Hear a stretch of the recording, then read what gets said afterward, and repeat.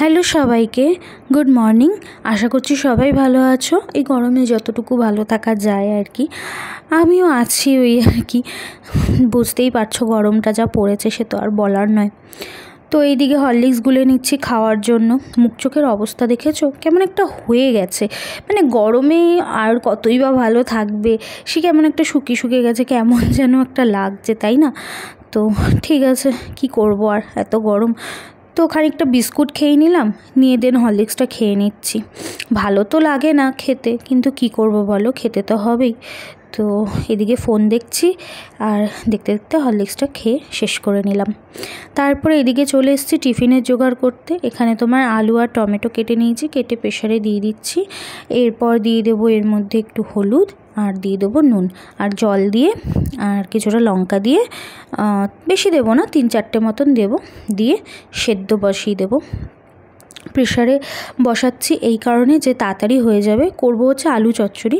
তো প্রথমে প্রেশারে দিয়ে 3-4টে সিটি মেরে নেব, তারপরে কড়াইতে সাদলে নেব। 5 ফোড়ন আর তেলে 5 ফোড়ন দিয়ে ওটা ঢেলে দেবো, হয়ে যাবে। তো এদিকে চা বসিয়ে নিচ্ছে, ও চা খেয়ে যাবে বলেছে, তো সেজন্য এখানে ওর জন্য ব্ল্যাক টি র চা বসিয়ে নিচ্ছি আর কি, চিনি দিয়ে দিয়েছি, জলটা ফুটে উঠলুক। এবারে দিয়ে দেবো চা পাতা, দিয়ে এবার ফুটে গেলেই নামিয়ে নেব। চা করতে তো সবাই পারে, আমি জাস্ট দেখানোর জন্য আর কি বলছি। তো চা আমার হয়ে গেছে, এবার নামিয়ে নিয়ে ওকে দিয়ে দিয়েছি। কিছু একটা বলছিল এখানে, তারপরে আমি টিফিন করতে বসে পড়েছি। আর আমি না বুঝতে পারিনি, তাড়াহুড়োর চোটে চচ্চড়িটা মানে জলটা বেশি ছিল, তো সেইভাবেই নামিয়ে দিয়েছি, বুঝতে পারিনি যে মানে এতটা ঝোল হয়ে যাবে। তো সেভাবেই খেতে হচ্ছে, মানে আলুগুলোকে তুলে তুলে এরকমভাবে নিয়ে খাচ্ছি আর কি। কী করবো বলো, কিছু করার নেই। তারপরে এখানে দুপুরে দেখো, মানে প্রায় মোটামুটি রান্না হয়ে গেছিলো। রান্না সেরকম কিছু ছিল না সেদিনকে। তো এখানে তোমার বেসন গুলে নিচ্ছি, আর এদিকে রয়েছে তোমার আলু মাখা। তো করব হচ্ছে কি যে আলুর চপ, আর খাবো পান্তা ভাত। আগের দিনে অনেকগুলো ভাত ছিল, তো আমি মামনিকে বলেছিলাম জল দিয়ে রাখো, পান্তা খাবো। কারণ সত্যি কথা বলতে গরমে পান্তা খেতে ভালোই লাগে। তো এই যে কড়াইতে তেল দিয়ে দিচ্ছি। আচ্ছা, কড়াইটা দেখে আবার কেউ বলো না যে ইস কালো কড়াই, এর কড়াইতে কেউ রান্না করে বা এরকম কিছু বলো না, কারণ এই কড়াইটাতে আমাদের মানে রান্না হওয়ার একটা আলাদা কড়াই আছে ভালো। তো এই কড়াইতে এই যে ভাজা ঠাজাগুলোই হয় তোমার, এই যেরকম আজকে আলুর চপ করছি, আলুর চপ, বেগুনি, এইসব মানে পকোড়া টকোড়া এসব এই কড়াইটাতেই হয়। কারণ দেখো বেশি তো এটা তাপে, তো সেই জন্য অনেকটা ভাজাভুজি যখন হয় তখন এইসব কড়াইতেই হয়। এইসব বলতে এই কড়াইটাতেই হয়, বাকি রান্না করার জন্য ভালো কড়াই আছে। তো চলো ভেজে নিয়ে এই যে একেবারে খেতে বসে পড়েছি।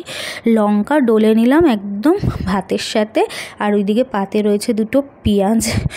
পান্তা ভাতের মানে স্বাদই আলাদা, হেভি লাগে পান্তা ভাত খেতে। আর এইখানে খাচ্ছি পান্তা ভাত, আর ভাই দেখাচ্ছে বিরিয়ানি, বসে বসে রিলসে বিরিয়ানি দেখাচ্ছিল।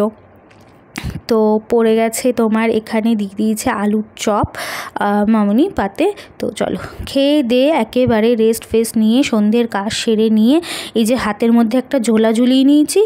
এবারে এটাকে নিয়ে যাব আমি ডাক্তারের কাছে, দেখি কি বলে ডাক্তার। তো সেদিনকে গিয়ে আমাকে ইঞ্জেকশন খেতে হয়েছিল, কি আর বলবো সে কষ্টের কথা, আমি তো জানতামও না।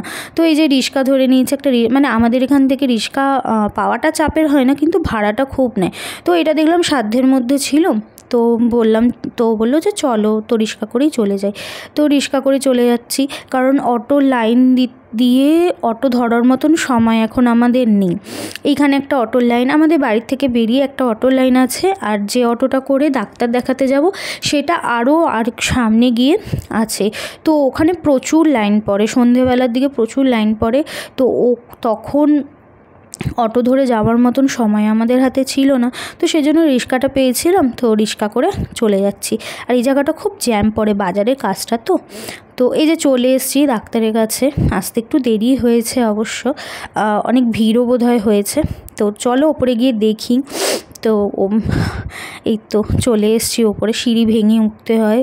তো উনি ওনার বাড়িতেই দেখে, তো হ্যাঁ ঠিকই ধরেছিলাম, অনেকটা ভিড় হয়ে গেছে, অনেকগুলো জুতো জমে গেছে এখানে। তো গিয়ে প্রথমে নাম লেখাতে হবে, নামটা লিখিয়ে নিয়ে এই যে এখানে বসে আছি।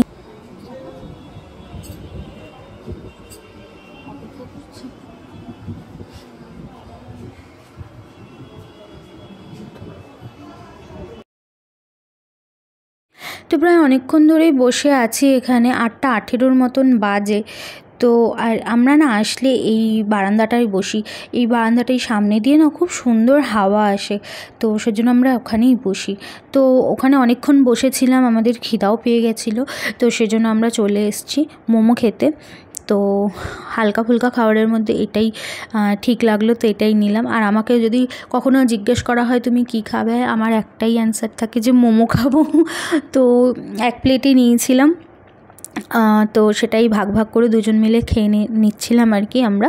তো মোমোটা খুব গরম ছিল, যেমন মোমোটাও গরম ছিল, স্যুপটাও গরম ছিল। আর আমি ওকে বলছিলাম যে যেখানে মোমো সেখানেই আমি, এইভাবে বলছিলাম ওকে।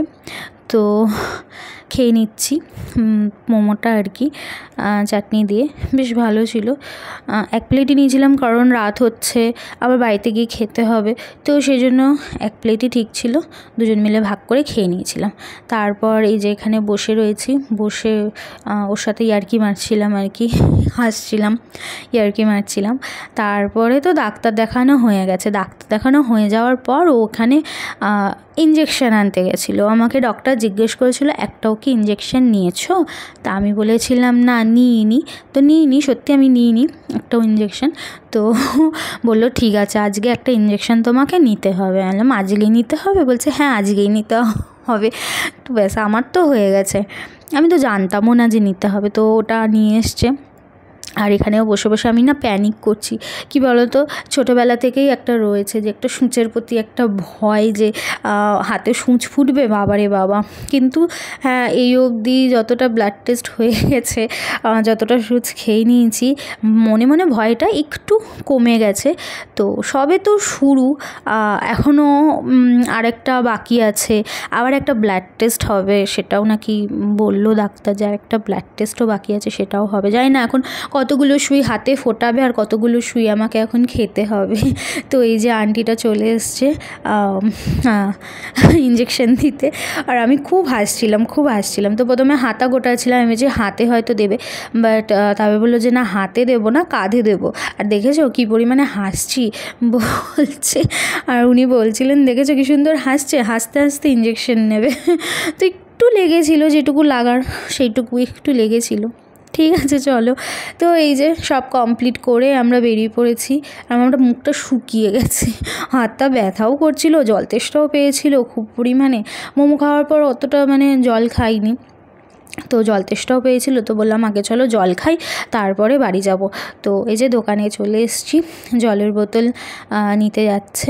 রাত হয়ে গেছে, তো কিছু কিছু দোকান বন্ধ হয়ে গেছে, তবু মানুষজন হাঁটাচলা করছে। প্রায় 9:45 10টার মতন তখন বাজছিল, কিছু কিছু দোকান বন্ধও হয়ে মানে গেছিলো আর কি। তো এই যে জলের বোতল নিয়ে চলে এসছে। তো বেশি ঠান্ডা খাওয়া বারণ আমার এখন, যদি ঠান্ডা লেগে যায় সেজন্য, ঠান্ডা গরমে, তো সেজন্য খুব কমই ঠান্ডা আর কি খাচ্ছি। এই যে ডক করে জলটা খেয়ে নিচ্ছি, খুব জল তেষ্টা পেয়েছিল। আর গরমকাল এমনি ময়দা জিনিস খেলে একটু জলটা বেশিই টানে, তো জলটা খেয়ে মনটা প্রাণটা শান্তি হয়ে গেল। তারপরে এই যে সেম একই রিক্সা ধরে আবার বাড়ির পথে এগিয়ে যাচ্ছি। তো চলো আজকের ভ্লগটা আমি এখানেই শেষ করলাম। তোমরা কিন্তু প্লিজ কমেন্টে সবাই জানিও ভ্লগটা কেমন লাগলো, আর ভালো লাগলে একটা লাইক করে দিও, শেয়ার করে দিও। আর আমার পেজটা যারা এখনও পর্যন্ত ফলো করোনি, প্লিজ প্লিজ প্লিজ তোমাদের রিকোয়েস্ট করছি একটু ফলো করে দিও। টাটা।